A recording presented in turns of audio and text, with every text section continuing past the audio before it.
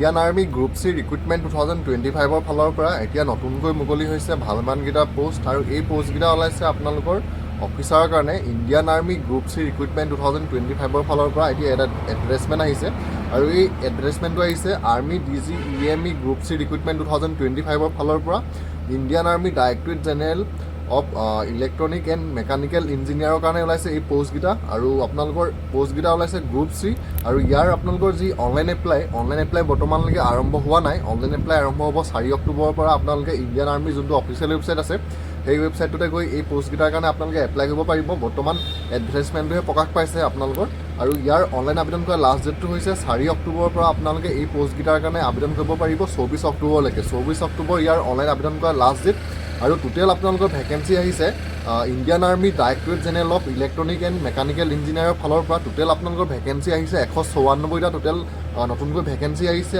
Group C পোষ্টৰ কাৰণে। আৰু ইয়াৰ অনলাইন এপ্লাই কৰিবলৈ হ'লে অফিচিয়েল ৱেবছাইটটো হ'ল indianarmy.nic.in indianarmy.nic.in এই ৱেবছাইটটোত গৈ আপোনালোকে এই পোষ্টকেইটাৰ কাৰণে এপ্লাই কৰিব পাৰিব 4 অক্টোবৰৰ পৰা 24 অক্টোবৰলৈকে। 24 অক্টোবৰ ইয়াৰ অনলাইন আবেদন কৰা লাষ্ট ডেট আৰু এই পোষ্টকেইটাৰ কাৰণে যদি আপোনালোকে আবেদন কৰে ইয়াৰ কাৰণে কোনো ধৰণৰ এপ্লিকেশ্যন ফিজ দিব নালাগে। সম্পূৰ্ণ বিনামূলীয়াকৈ আপোনালোকে এই পোষ্টকেইটাৰ কাৰণে আবেদন কৰিব পাৰিব। আপোনালোক যদি জেনেৰেল বা OBC হয়, জেনেৰেল আৰু OBC সকলেও এইবাৰ ইণ্ডিয়ান আৰ্মিৰ ফালৰ পৰা ওলোৱা গ্ৰুপ চি এইকেইটা পোষ্টৰ কাৰণে এপ্লিকেশ্যন ফিজ দিব নালাগে। সকলোৰে কাৰণে আবেদন প্ৰক্ৰিয়াটো সম্পূৰ্ণ বিনামূলীয়া কৰি দিছে আৰু এজ লিমিটটো ধৰি দিছে ইয়াত ইণ্ডিয়ান আৰ্মি গ্ৰুপ চি ফালৰ পৰা ওলোৱা এই পোষ্টকেইটাৰ কাৰণে এজ লিমিটটো ধৰি দিছে আপোনালোকে 18 বছৰৰ পৰা আপোনালোকে 25 বছৰ বয়সলৈকে আবেদন কৰিব পাৰিব। এজ লিমিটটো ধৰি দিছে 18 পৰা 25 বছৰ আৰু চিলেকশ্যন প্ৰচেছটো আপোনালোকৰ এইবাৰ এনেকুৱা ধৰণে হ'ব।